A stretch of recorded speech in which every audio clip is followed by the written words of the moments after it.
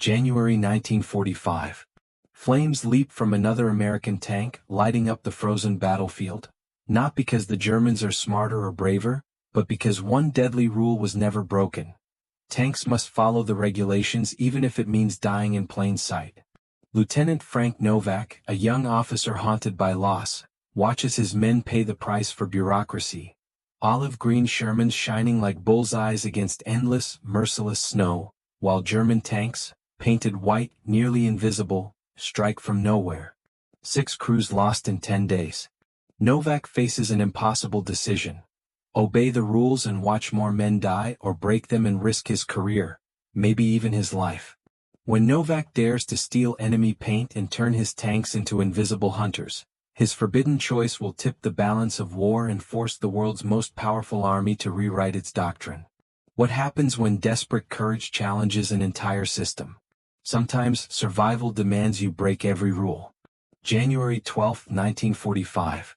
Through the howling wind and bitter silence of the Ardennes, Lieutenant Frank Novak stands among wreckage, boots buried in snow, as another American tank burns. The third one this week. The smell of fuel and melting steel mixes with the deep, biting cold. A scent Novak is learning to hate, one more reminder that, in war, even the best are killed by the things everyone ignores. It isn't that the Germans are better shots. It isn't even that they're using new tactics. The truth, a simple, almost insulting truth, is that American tanks are green. In weather like this, green is a death sentence. The Army spent fortunes on armor, guns, the best engines mechanics and assembly lines could craft. But no one thought about winter. In the whiteout of these battlefields, Sherman tanks stick out like blood on new snow. They might as well be targets at a carnival. Frank Novak, just 26 and already aged by the war, is not a coward, but he is a survivor. He can describe, with painful precision, each man he's lost in the last 10 days, not because of skill or courage, but because every one of them was seen before they could even fight back. He knows regulations say you don't steal from the enemy. You don't appropriate supplies. You don't make your own rules, and you never improvise unless someone with stars on their shoulders says you can. But with every loss, Novak sees the same thing. German tanks, painted white, waiting in silence. Camouflaged, protected by nothing fancier than a bucket of paint and a disregard for paperwork. The pattern repeats: advance, get spotted, get burned. Tonight, Novak's resolve snaps. He gathers his commanders inside a commandeered barn, frozen air stinging their cheeks, breath fogging in the dim light. We're dying because they see us, he says. It's not about courage or tactics, it's color. Their white tanks are invisible. Ours are just moving targets. Torres Collins, every man we lost, gone because of how we look. A map hits the rough table. 3 days ago, 1st Battalion took a German supply depot 2 miles east, Novak tells them. It holds everything: ammo, food, medical kits, and German paint. Gallons of whitewash. Exactly what those tanks use for winter camouflage. There's a pause, heavy as the snow outside. Someone mutters, "That's captured equipment." Regulations say, "Regulations will bury us all," Novak snaps. Tomorrow, every tank in this platoon goes white. We'll paint them ourselves, authorization or not. If we get court-martialed, so be it. But no more good men will die over red tape. For a long moment, nobody moves. Then grim nods all around. Everyone here knows how it feels to write letters home explaining deaths that could have been avoided. As night falls, the plan sharpens. 2 trucks, covered for stealth, 8 men, a prepared story for the MPs. Night reconnaissance. No paperwork. No orders. Just a desperate chance to tip survival odds back into American hands. Tomorrow, Novak will gamble everything for a single, forbidden hope. That a new coat of paint might just mean the difference between life and death. And some battles, he knows now, are won not through firepower, but by refusing to let senseless rules write the next casualty's name. Night falls over the Ardennes, blanketing the American camp in darkness and cold. Lieutenant Novak's heart pounds as he readies his men for the raid. It isn't just theft. It's a calculated act of defiance, resourcefulness competing with regulation. 2 trucks creep silently toward the captured German supply depot. Inside are 8 men, nerves taut, each one knowing this mission could mean a court-martial if not a bullet. Their cover, a night reconnaissance standard enough to avoid suspicion. Their target, 50 containers of German winter whitewash, thick liquid lifelines stacked neatly in a battered warehouse. The depot is eerily quiet. No guards, no lights, just the ghost of war's organization clinging to the chaos of occupation. The Americans work quickly, boots crunching in snow, hands numbed by cold and adrenaline. Whitewash containers pass from hand to frozen hand, edges slippery with ice, and are stowed under tarps. 20 minutes later, the job is nearly done when trouble arrives. Headlights on the access road. An army jeep approaches, 2 military police on patrol climbing out, sidearms ready but faces neutral. Novak keeps his voice steady, reciting his prepared story. Night reconnaissance, security patrol, assessment of captured equipment. It's almost true. One MP wants to inspect the trucks. Novak makes a calculated gamble, offering a half-truth. Captured German equipment. Relocating to company supply. He adds a final risky plea. Tomorrow morning 15 men could be saved by what's in those trucks. If deployment is delayed, more lives are at risk. The MP stares at Novak, then folds the note into his pocket with a simple warning. Get out of here, Lieutenant. Next time, pick another depot. Novak gives the order, and the convoy melts away into the night. It's a narrow escape, the kind only found in war and stories told quietly decades later. Back at camp, relief competes with dread. Suspicion is a slow poison. The men know word will spread and Division HQ will investigate, but for now Novak has what he needs. Enough paint to cover 15 tanks. Every available man is woken. Paint is poured, diluted with snow. Rags, gloves and stiff brushes shape thick coats under moonlight. The air is filled with the acrid smell of lime, sweat, and hope. Gradually, the olive-drab Shermans transform, vanishing into white where only hours earlier they screamed for attention. Captain Walsh arrives in the pre-dawn gray, watching the men work in silence. His question is as cold as the air. Did you follow proper requisition procedures? No, sir. Did you steal that paint? I appropriated captured enemy equipment for immediate tactical use, sir. Walsh almost smiles, his own way of sanctioning a desperate act. Finish the job, Lieutenant. By morning, Baker Company is changed. Tank crews stare wide-eyed as the white Shermans, rough but effective, seem to disappear into the landscape. Soldiers from other units stop, whisper, some laughing, others marking possibilities. The gamble has started a ripple effect. But official consequences arrive quickly. Major Collins rolls in, a jeep sliding to a halt, authority etched on his brow. Explain why 15 tanks look like German armor, he demands. Novak stands tall. Winter camouflage, German doctrine. We're adapting. Collins isn't amused. He counts the violations aloud: unauthorized use, procurement regulation breach, misappropriation. I could have you court-martialed on 3 charges. Novak doesn't blink. I can keep my crews alive, sir. Court-martial me after that. Collins faces a dilemma. Punish initiative or reward results. He gambles too. Your white tanks will lead the next combat patrol. If it works, we'll discuss your procurement methods later. If it fails, charges, immediately. The pressure is suffocating. Novak's career hangs by a thread stretched over snow and hope. Noon brings a new wave of interest. Tank commanders from nearby companies visit, ask questions, want the recipe for survival. Division HQ is informed. Whitewash isn't in the inventory, but Baker Company somehow acquired enough for every tank. Novak stands at the edge, knowing the next mission will decide everything. Whether desperate courage really can save lives and rewrite the rules of war. At 1,400 hours, 5 freshly painted Shermans roll out toward Sector 7. A snow-covered valley haunted by previous losses, German tanks hidden somewhere in the white. Novak leads from the front, scanning, waiting, unseen for the first time in days. Tension crackles. Every man knows he's part of something bigger than command, something that might change the fate of this war.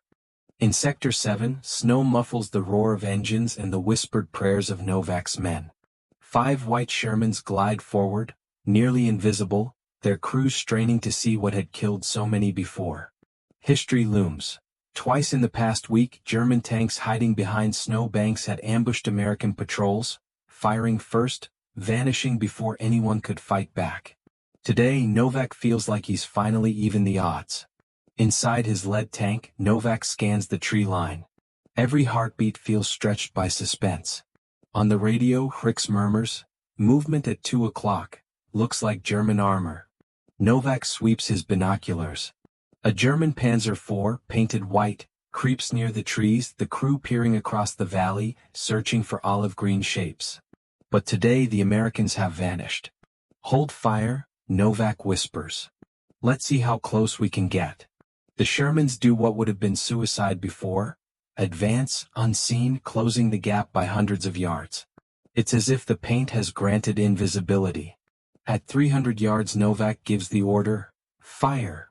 5 guns thunder at once, shells streaking through the snow. The German tank is struck from every direction, ammo cooking off inside. Fire, explosions, chaos. The crew never knew what hit them. The Americans, for the first time, didn't die for being visible. Novak's radio crackles with similar victories. Other Shermans, camouflaged just hours before, approach German positions undetected, survive and dominate. The invisible platoon wins the engagement. No losses, no burned tanks, only stunned silence followed by growing whispers of disbelief. 2 days later, the true test arrives. German forces, angered and confused, launch a massive counterattack. 15 tanks, infantry in tow, roll into the valley. Battalion headquarters orders Novak's platoon, now fully painted white, to anchor the defense. Major Collins and 2 division colonels set up on a ridge to watch the results. Novak's 15 Shermans dig in behind snowy mounds. The land is so cold, so colorless, that armored beasts blend in like ghosts. German doctrine is simple: see first, shoot first, kill first. But their opponents have adapted faster than command chains can track. The Americans wait, silent and still, even as enemy tanks roll to within 400 yards. On Novak's command, every American gun opens fire. 15 shells in perfect union, the valley ablaze with sudden violence.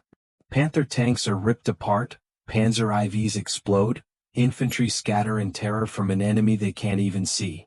The battle lasts less than 12 minutes. It feels much longer to Novak, sweating inside his armored shell, every nerve alive. By the time it's over, 13 German tanks are either burning or disabled. Americans lose not a single tank, not a single crew. Only a handful are wounded by stray bullets. Major Collins lowers his binoculars in awe.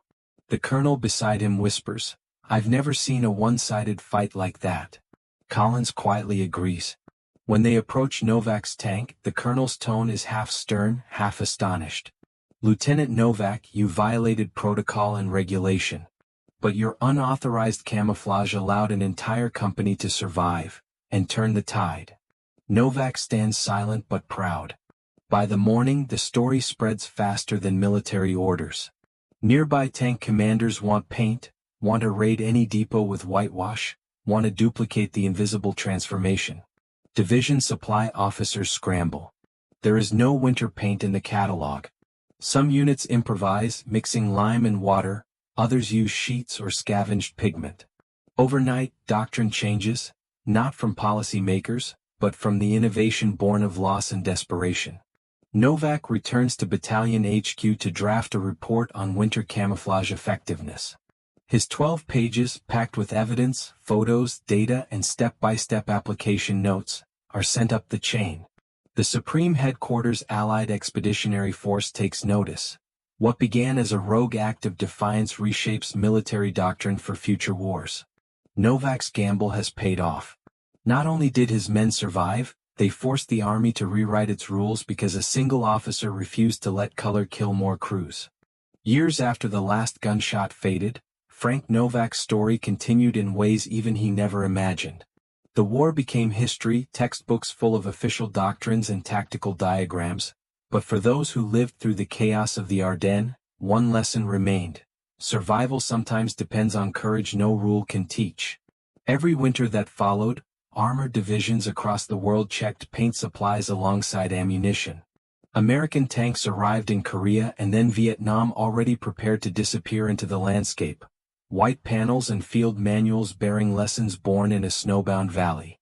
But Novak never saw himself as an innovator.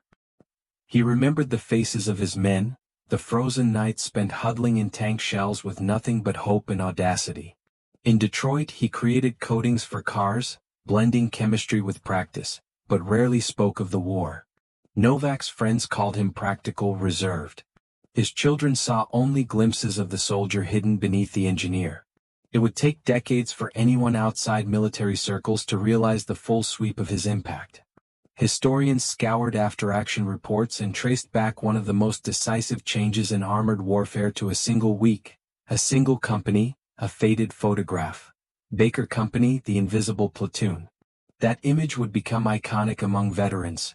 15 Shermans ghost-like on the snow, crew members standing proud, tank guns pointed to the future. For those who survived, each white streak was a memory, a silent testament to the desperate act of a young officer who simply refused to accept another unnecessary letter home. For the families, survival meant everything. It meant one more reunion at a train station, one more Thanksgiving with a seat filled. For Novak it was bittersweet. No citations, no medals, no articles. Just the quiet certainty that sometimes right actions defy recognition, and one risk can bring thousands home. Armies continued to adapt.